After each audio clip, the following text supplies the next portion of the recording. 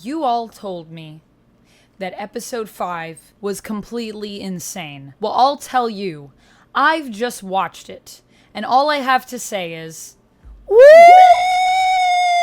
Yeah, baby! That's what I've been waiting for. That's what it's all about. Woo!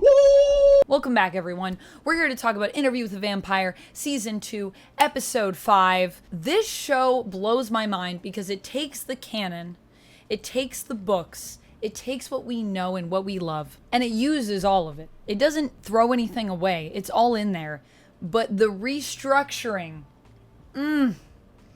it's just surprising and satisfying.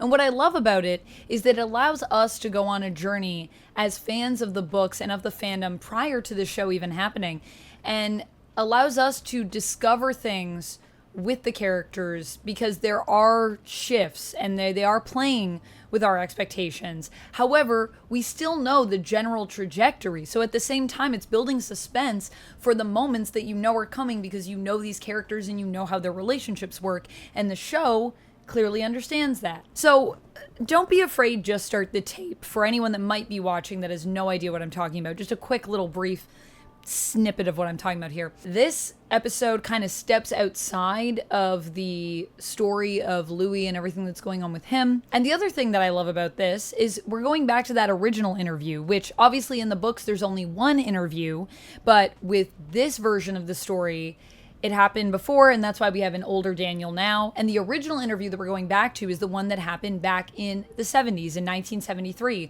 which I also love that it's in the 70s because you know, an Interview with the Vampire, the first book, was actually released, the book by Anne Rice, 1976. So it being in the 70s is great, and it's also another period for us to explore for wardrobe and setting and cultural references and just acknowledging the times and how it would affect everyone, which I love. And queerness in the 70s, which also I think is really cool. So we get to explore all of that, which is great. But the other thing is that we are exploring the interpersonal relationship between Louis and Armand, and also by extent between Louis and Lestat even in this flashback. So it's taking the stuff that we know from the books, taking so many references from the movies. I think at one point, Louis even says, "Put me in my coffin," which is a line that Lestat says in the 1994 movie. Also, "Don't be afraid, just start the tape," is also a line from the movie, and I think is also a direct line from the books. I'd have to go back and take a look. Honestly, I'm thinking at this point I should just reread all the Vampire Chronicles and do videos on those, because I never imagined, if I went back and talked to a younger version of myself that fell in love with these books many years ago now, and you were to tell her, one day you're going to go on the internet and make videos about a show based on these books that, by the way, will be amazing, and people will come to watch that content and be here for your thoughts on that. I would have died. That is so cool, because this is one of my favorite and oldest fandoms of like all time. I know I love a lot of fandoms, and that is true. And I will keep talking about all my fandoms on my channel. But this one, it just lives in a really special place in my heart. So I just want to say as well, thank you to all of you for being here and joining me on this journey. It has been so much fun talking about this series with you. And y'all were right about this episode. You were so right. If you want book reviews, hit me up in the comments.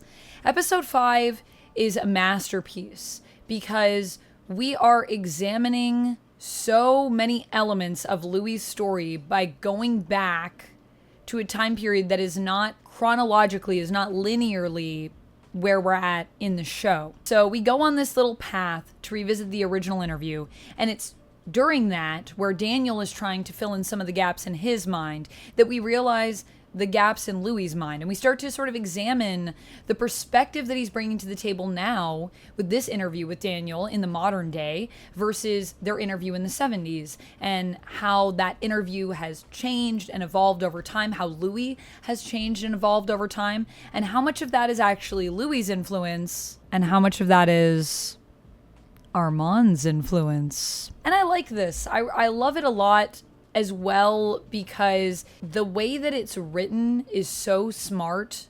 How Daniel starts off with this interview where he says, you know, I just want a little bit of time for myself to ask you some questions. I've given you all this time to tell your story, and I just want to take a little bit of time, just a couple hours while Armand is gone and I have you to myself, to talk to you about that original interview. And he asks him initially if he thinks that it makes sense that Armand spared Daniel. Because Daniel asks Louis, have you ever known him to spare anyone? And Louis responds and says that Armand did this out of a love for Louis, because he could tell that Daniel was special to Louis and that he may be of use at some point, Daniel, down the line, which clearly he was, and that Armand will preserve Louis's happiness even when Louis can't do it for himself and can't really discern what's happening around him. Armand is always thinking of Louis's happiness, and that is first and foremost. So when we come around at the end of this episode, we set all of this up, and Louis is now confronted with this idea of he does have these gaps. Daniel was clearly manipulated mentally, and is it possible that Louis was? Louis wants to blame his lapses in memory on the fact that he went out into the sun, which was something he didn't remember before and is now starting to remember, and the trauma of that, and that could have affected his mind. However, when Armand arrives back on the scene here, and they're talking about how they haven't been continuing with Paris because they were reminiscing about the original interview, Louis does ask Armand about, why was it that you spared Daniel? And Armand gives him a verbatim, word-for-word match to Louis's explanation to Daniel at the beginning of this episode's interview. And it's not just the writing, okay? It is also Jacob Anderson's performance in that final shot. There's so much nuance to it. His face is going through this journey where when Armand answers that question, there is rage, there is sadness, there's tragedy, there's realization. I feel like Louis is starting to realize that he kind of went from one abusive relationship to another. He's stuck in this cycle. And unfortunately, he thought Armand was all of these lovely things, but maybe the reality is that Armand actually isn't so different in some ways from Lestat, and that Armand is kind of like a less interesting Lestat, where he's still not happy because Armand also wants to make everything as he wants it to be.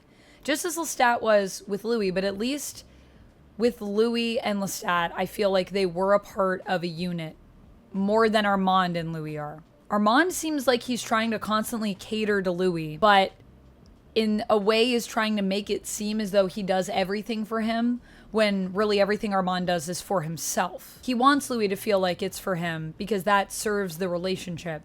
He wants Louis to think that he cares deeply. I think he does care deeply about Louis, but Armand is someone that I think needs to be in control. I think that is part of it. So it still has to be kind of on his own terms. I'm very curious to know what other parts of the story may be affected by the fact that Armand manipulated Louis. We still haven't talked about the fire in Paris, and it seems as though every time Daniel brings it up in the interview, it's something that we don't want to talk about, and it's also kind of something that I think Louis doesn't really clearly remember based on how it's been brought up to this point. So this episode is huge because it's building everything for our finale. It's such a smart episode, and I love that we also get to see more of younger Daniel. I love seeing the change in his character, the evolution of his character. I love the actor they got to play younger Daniel. He is amazing.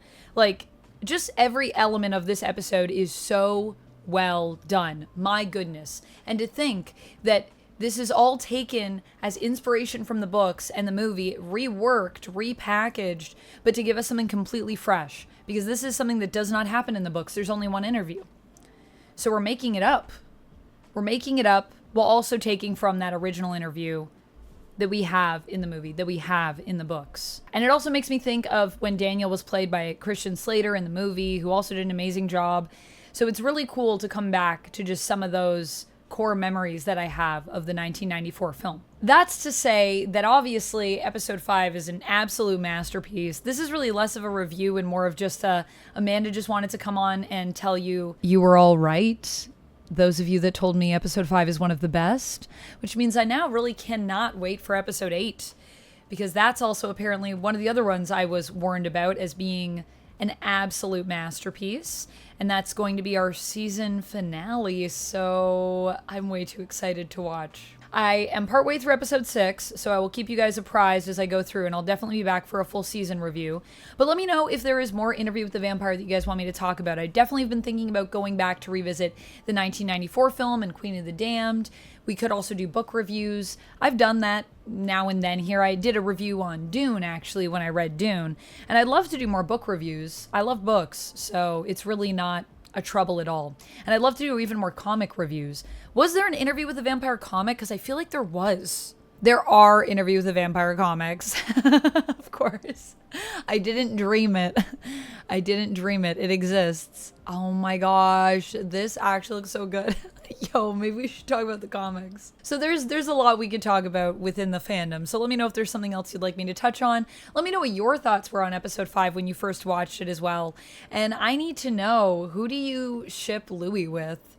Tell me your ships down in the comments, please. I would love to live vicariously through all of you. I mean, I don't even have to live vicariously because I can also live through myself and you at the same time. Let's just celebrate our love of the fandom, yeah? Yeah. That's all I have for this one. Like I said, this isn't really a review, but if I were to rate this episode, I would give it a 6 out of 5. It is just, I can't wait to rewatch it and watch it and watch it and watch it. Can't wait to go back and rewatch the show. I feel like there's so much more for me to even discover because there's just so much happening. There's so many layers to it. Good television. It's amazing. It's amazing what we can do. That's all I have for this one. Thank you so much for watching this video, and thank you so much for coming back to support my Interview with a Vampire, Immortal Universe, Vampire Chronicles content, my Anne Rice content. I'll see you guys in the next one, and until then, friends, as always, stay nerdy.